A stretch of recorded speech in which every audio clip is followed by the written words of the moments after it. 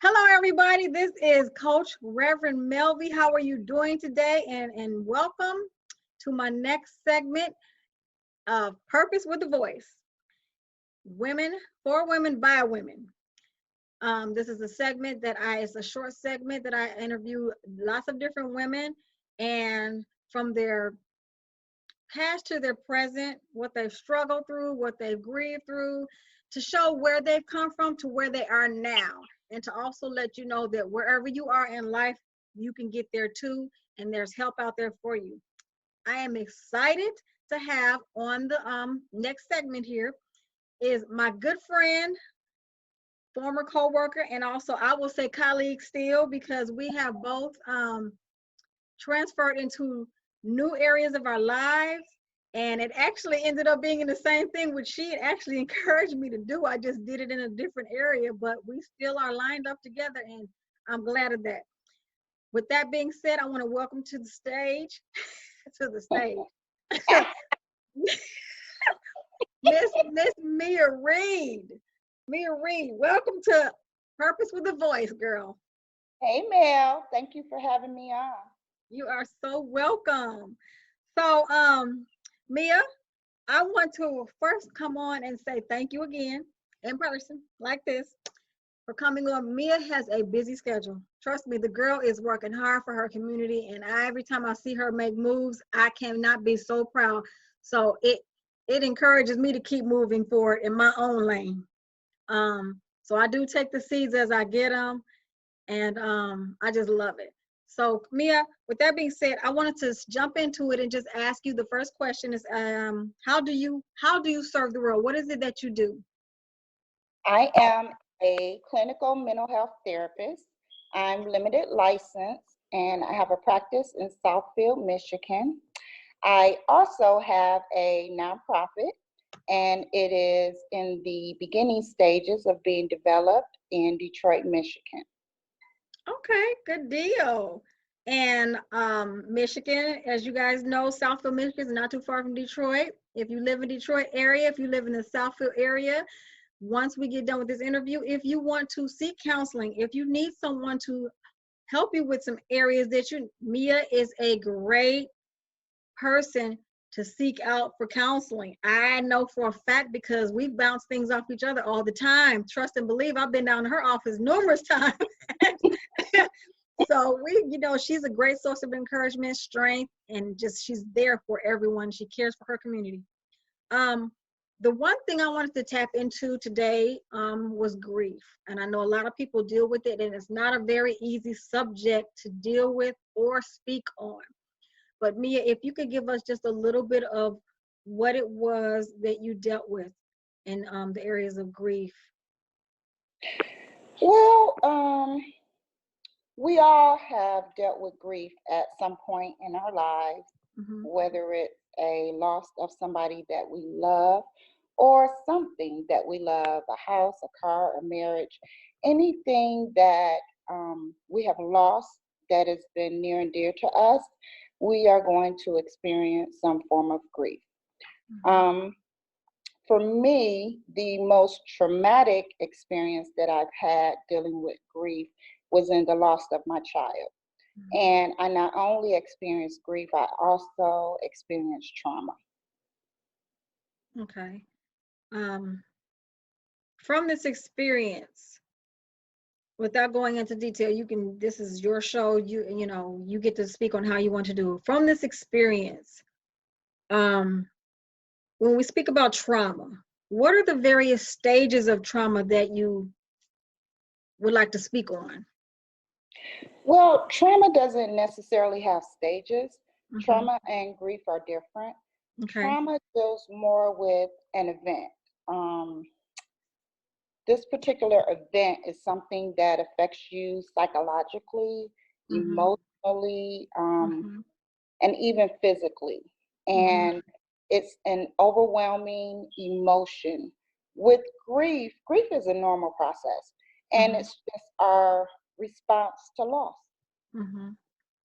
There was one thing I thought was very interesting in the last interview I saw you on. If you haven't caught on, if you guys haven't, if you're not following her right now, shall I say. She was in another interview on Teen Talk, which I thought it's a little bit more in depth about her story. And if you follow it, if you ask me for the link, I can get you the link to it. But it's very interesting about the story, what she dealt with. But the one word that I thought was very catchy, a lot of people don't realize, was shock. You know, when you first deal with something that's devastating, shock is one of the pretty much one of the first things a person would deal with, and how it actually protects you. Can you go into a little bit about that?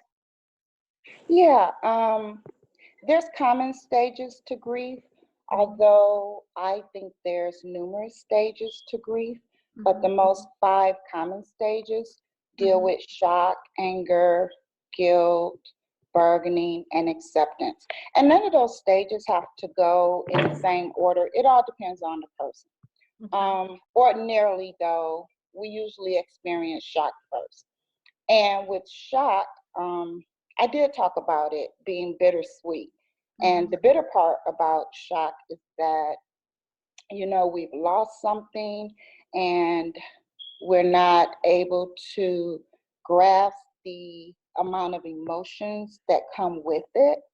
But the sweet part of it is it's our body's normal response to an impact. And what it does is it cushions us, and it doesn't allow us to feel all the emotions at once. So when you were going through the various stages, and when you finally got to the, you know, the total end stage of it, and you can finally start to grieve through the whole process, the question I'm thinking of, and I had it right when you were saying it, how can you share that with someone? What does it feel like once you've gotten through that whole stage, literally, you know, because I can't say I've ever experienced that. And I will have to say that because of our relationship with each other at work, and, you know, we always talked about our sons. So even though he wasn't my child and I had never met him, it felt like I lost a part of me. So a part of me grieved, literally.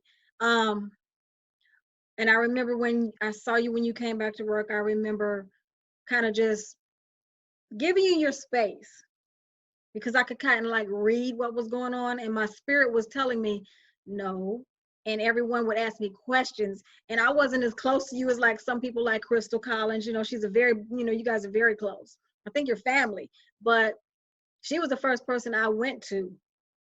And I remember you coming out of it, and I was just like, okay, it's okay. So what could you share with someone when they're going through these stages, you know, to know that yes, you are gonna make it out of this?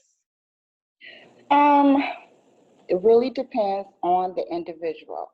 And for me, the impact of my trauma and my grief was so overwhelming that I needed to reach out to get help in order to cope. And if that's something someone else is doing, I would say that it's a long process. And it truly depends on if that person is just grieving or if that person has been traumatized and then later they have to grieve. So the comments that you made about feeling grief and feeling like you lost your son as well, that's called secondary trauma. So listening to somebody's traumatic experience can affect you secondary. There can be some of the same emotions. It's different, of course, but you can be traumatized by listening to somebody else's traumatic experience. Wow. For me, in order for me to go through the grief process, I needed to deal with my trauma first. And with trauma, because it affects you physiologically, it affects you psychologically and emotionally and mentally. You have to deal with that first, because you can't even grieve because of the fear and the loss of safety. So I was fortunate that I was able to seek out a therapist, and I found a therapist that had a skill set in trauma and grief. And I was able to receive the tools and strategies that I needed to move forward. That's really good. I love that. I also loved another thing I saw in the interview was how you broke down that there were different, that you have to really do your research. And for whatever trauma or grief that you're dealing with, you have to make sure that that person has a skill set with what it is you're dealing with. I thought that was very, very, very appropriate. Yes. Because there are times that you probably need, they want to put you on medication. You may not need it, or you may need it. Just depends on what that trauma, skill set is. So listening to your story about the different methods that you had to really kind of like understand, to know what it is that you actually truly needed, and you probably didn't even know at certain points that this is what you were dealing with. Absolutely. I assumed that I was just grieving, and a person that has a skill set in trauma will know the difference between trauma and grief because they are different. Again, grief is a normal process to loss. It's a response to loss. And at some point, each of us are going to have to experience grief. Trauma, on the other hand, is not a normal process. And even though two people may experience the same event, it doesn't mean that they'll both be traumatized. Okay. I liked also that she did mention that there is not a one size fits all for therapists. And that kind of made me feel good because you have so many different genres out here now of therapists. And I believe that we're all trying to do the same thing. And I believe that it's respected because I respect, even now more so than because I didn't understand, and now I know more so now, especially in the area that I'm in with my counseling going on. So I'm like, okay, it makes sense because we're all on the same path, but in just different type of ways. But it depends again on that individual as to where, okay, that's good and that's good, but this is where I need to go right here, not discounting everyone else. And it's a big plethora of us, and it's just a big melting pot. And I believe, I have more respect, like I said, for the total counseling arena than I did now. What I wanted to ask you is, what encouraging words can you do you have for mothers or family members or just people in general who are dealing with any kind of trauma or have suffered loss? I would say that the first thing would be to give yourself time to grieve. Again, grief is a normal process. It's our response to loss. So you're going to have to give yourself time to grieve. And if that journey is preventing you from doing what you need to do in life, if it's preventing you from getting out the bed, from leaving the house, then you might want to seek out help from a therapist, again, with a skill set in grief.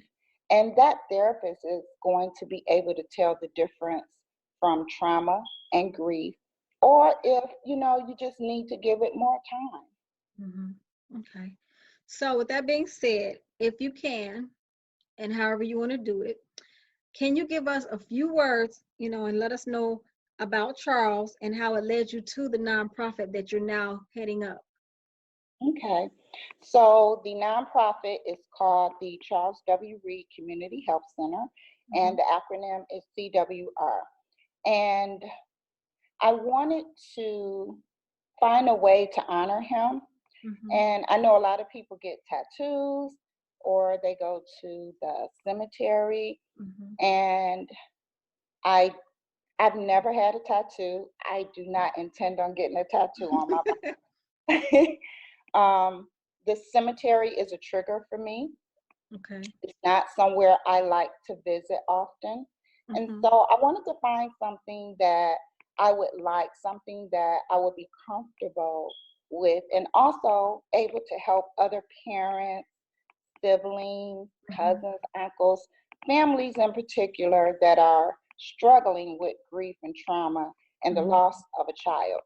And so I thought about something that I could do in the community that I actually lost him to gun violence, which is Detroit. I've been a Detroiter all my life. And so that's what I decided to do. I decided to develop a nonprofit, and we're going to focus on helping families, and we're also going to focus on helping them with basic needs, because again, even if someone is seeking out help, in order for them to focus on getting help for themselves, they have to have their basic needs met. Because think about it, if you want to do something, it's hard to focus if you don't know how you're going to pay your bills, if you don't have a roof over your head, if you're not feeling safe. You have to have those basic needs met first. And so that's something that we're going to focus on. And also literacy. And that's something that I think plagues the community. And oftentimes people don't have the means to obtain even a GED. And people think it's so easy, just go to school. Well, you have to have the knowledge. Where do you go? Who offers a GED? You have to have those resources. You have to have transportation to get there. You have to have daycare. So we want to help families to gain those resources so that they're able to obtain any type of education that they're looking for to move forward in life. We're also going to have a food pantry, because at the end of the month, even if you're working or even receiving assistance from the government, it gets tight. That last week in a month gets really tight, right? So we want to offer a food pantry so that people can just come in and make ends meet, and even a clothing pantry for the winter months. So anything that we could do that will offset them not focusing on getting that help. That is beautiful. I hadn't even known it. I'm like, okay, I know she's doing something, but just to hear you, I'm like, wow. So will it be just for the Southfield Arena area community that you'll be serving, or will it be for Metro Detroit? Currently, it's only going to be for Detroit, and hopefully once we become successful, it will expand to other cities. Okay. So those of you who are watching the interview, if you are out in the Southfield area, please look up, what's the name of the organization again? It's the CWR Community Health Center. Okay. And the founder is none other than Miss Mia Reid here. And she is a phenomenal coach, mental health and wellness counselor. I wouldn't even say therapist. I would go so far to say therapist if it's not in here. Seriously, because that's how I look at her. Mia, where can you be reached if someone in that area really wants to seek you out? Well, for me, I am a clinical mental health therapist, and I have a private practice in Southfield, Michigan. And I have a website, and it's changehappenstoday.com. You can also send me an email at info@changehappens.com. And if you're looking to gain more information about our upcoming launch for the CWR Community Health Center, the launch is going to be June the 26th, 2020, and we're also going to have a community march the following day, June the 27th. I think that's going to be really awesome. So in the march, that's going to be, is it going to center around families that have, suffered losses, or just to promote the community as far as what you're doing for the center? It's going to promote what we're offering, but we're also going to have various organizations that offer resources within the community that are going to be marching with us and bringing awareness to what's being offered in the city of Detroit. Because what I've found is oftentimes people do want to do something different, or they want to change, but they don't have the information. So the resources are huge. Okay, that's really good. I love it. Wait a minute, I leave Michigan and all of a sudden the whole place just blows up. But that is a blessing. I'm so proud to see the community that I came from grow as much as it's growing, and so many of the different positive changes that are, even from the students that are, former students from where the college that we work, you currently work at, but I used to work at. So it's truly a blessing to see this all happening and coming together. I love it. So I wanted to say thank you, Mia. I appreciate you coming on here, taking a little bit of your time out just to be with me. And I want to make sure I put this word out to let everyone know that if you are in the Southfield, Detroit area, seek her out because she is there. Again, I can't express it enough. I make sure, even though I'm not there, that I promote my community, because I do believe in everything that they're doing. They're strong people. They care for each other, and life matters to them. It doesn't matter how old or how young, whatever. There's no little I's and there are no little U's. So with that being said, I want to welcome you.